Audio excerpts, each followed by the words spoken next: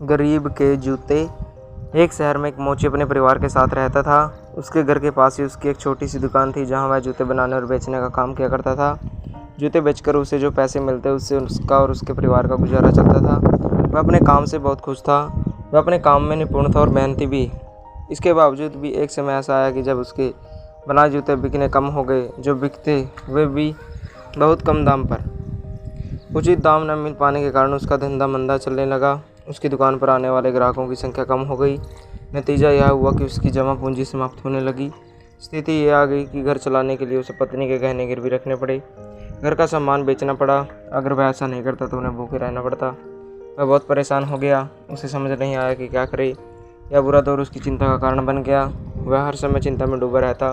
उसे चिंतित देख उसकी पत्नी हमेशा उसे कहती है, हमारा बुरा वक्त है, निकल जाएगा, देखिए ऊपर वाला सब देख रहा है, उस पर भरोसा रखिए, यकीन मानिए सब ठीक हो जाएगा। पत्नी की बात पर वह मुस्कुरा देता, लेकिन अंदर ही अंदर चिंता में घुलता रहता। एक दिन ऐसा आया कि उसकी दुकान में जूते बनाने का सामान भी खत्म हो चला। तैयार जूतों में बस एक जोड़ी बचे थे, जिसे खरीदने दुकान पर कोई ग्राहक नहीं आ रहा था। एक दिन वह अपने बनाए आखिरी जूते बेचने बाजार चला गया।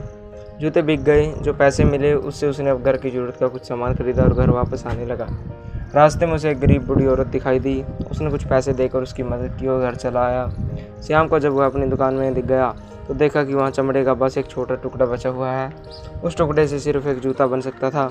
उसने जूते बनाने के लिए चमड़ा तो काट लिया, लेकिन रात हो जाने के कारण जूते नहीं बना पाया। अगले दिन जूते बनाने का सोच वह घर आकर सो गया। अगली सुबह वह बहुत चिंतित हो गया, क्योंकि अब दुकान पर कुछ नहीं बचा था। खाना खाकर वह जब अपनी दुकान पर गया तो चकित रह गया। जहाँ वह चमड़ा काट कर रख गया था वहाँ बहुत ही सुंदर जूते रखे हुए थे। इतने सुंदर जूते उसने कभी नहीं देखे नहीं थे।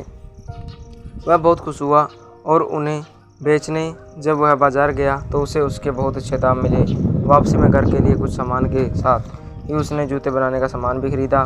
कुछ पैसे उसने ज़रूरतमंदों को दान में दे दिए। उस रात उसने 2 जूते बनाने के लिए चमड़ा काट कर रखा था और घर आकर उसने खाना खाया और फिर सो गया। अगली सुबह दुकान में उसे 2 जोड़ी सुंदर जूते मिले। वह हैरान था।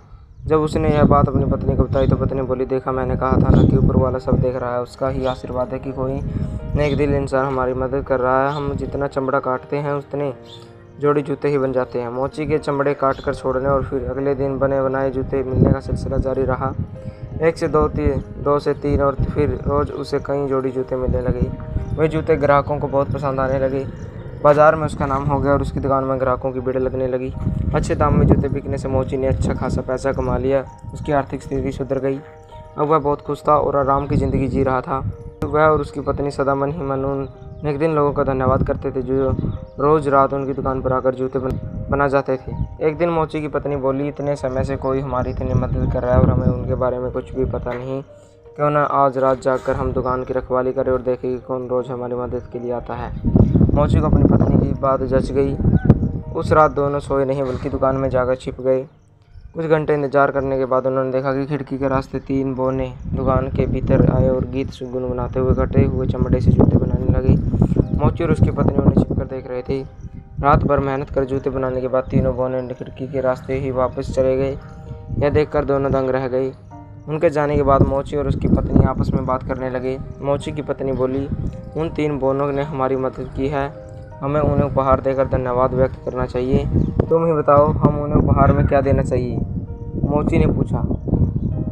वो तो बौने हैं, उन्हें हम क्या दें? कुछ देर सोचने के बाद उसकी पत्नी बोली, तुमने ध्यान दिया, उनके कपड़े और जूते पुराने हो चुके थे। मैं उनके लिए नए कपड़े सिल देती हूँ और तुम उनके लिए नए जूते बना देना। वह तीनों बहुत खुश होंगे। मोची को यह विचार अच्छा लगा और वह मान गया। बाजार से सामान लाकर वे बौनों के लिए कपड़े और जूते बनाने लगे। कुछ दिनों में कपड़े और जूते तैयार हो गए। कपड़े बहुत ही सुंदर बने थे और जूते शानदार थे। उस रात चमड़े के स्थान पर उन्होंने बौरों के लिए तैयार किए गए कपड़े और जूते रख दिए और दोनों वहाँ छिपकर उन बौनों का इंतजार करने लगे। उस रात जब तीनों बौने दुकान के भीतर आए तो चमड़े के स्थान पर अपने नाप के कपड़े और जूते देखकर बड़े खुश हुए। कपड़े और जूते पहनकर वे नाचने गाने लगे। उन्हें नाचता गाता देख मोची और उसकी पत्नी बहुत खुश हुए। वे समझ गए कि बौनों को उनका उपहार पसंद आ गया और वह हमें धन्यवाद दे रहे हैं। उस रात के बाद कुछ दिनों तक मोची ने देखा कि उसके काटे हुए चमड़े दुकान में वैसे ही वैसे पड़े हुए हैं। बौनों ने वहां आना बंद कर दिया था। मोची समझ गया कि बौने अब कभी नहीं आएंगे। बौनों को मोची की जितनी मदद करनी थी वे कर चुके थे। अब मोची ने अपनी मेहनत से जूते बनाने का निश्चय किया। इतने दिनों में उसे ग्राहकों की नाव पसंद नापसंद का अंदाज़ा लग चुका था और हुनर की उसमें कोई कमी नहीं थी। मेहनत से वह जूते बनाने की अपनी कला को और निखारने लगा। अब उसके बनाए जूते भी बोनो द्वारा बनाए गए जूते से ज़्यादा सुंदर थे। ग्राहकों को उसके बनाए जूते भी पसंद आने लगे। वह उसकी दुकान में आते ही रहते और उसकी दुकान सबसे सुंदर जूतों वाली दुकान के रूप में शहर में मशहूर हो गई। दोनों पति पत्नी इन्होंने बोनो को धन्यवाद दिया और अब वह खुशी से जीवन व्यतीत करने लगे। तो दोस्तों कैसे लगे आपको ये कहानी कमेंट करके जरूर बताएं। अगर आप हमारे चैनल पर नए हो तो चैनल को सब्सक्राइब करें, वीडियो को लाइक करें, शेयर करें, कमेंट करें। धन्यवाद दोस्तों।